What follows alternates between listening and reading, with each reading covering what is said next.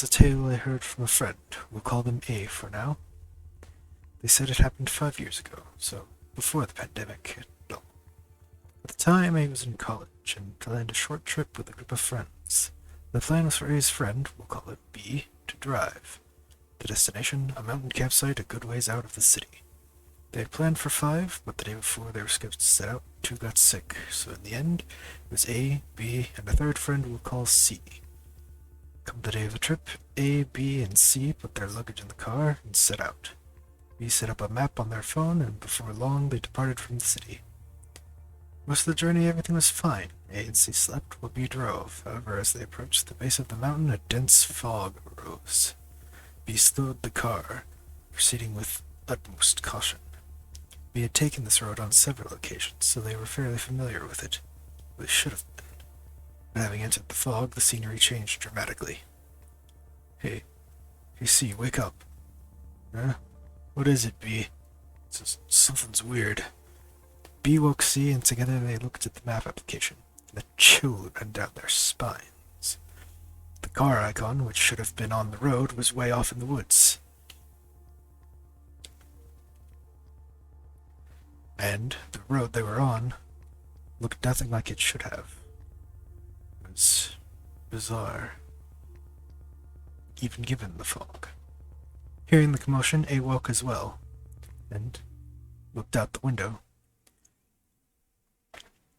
Doing so, they let out a scream, startling B and C and causing B to slam on the brakes, giving everyone a jolt. What? Sorry, no, I thought I saw something. Whoa, what did you see? I don't know, it was like yellow eyes or something. Unsure what to make of that, they sat stopped in the car for a while. After some discussion, they decided to press on. No one wanted to get out. And with the map application bugging out, they didn't want to risk getting lost. B started the car once again, and they continued on the unfamiliar road. The road was long and flat, seemingly ordinary, but B was trembling. After all, that shouldn't be possible.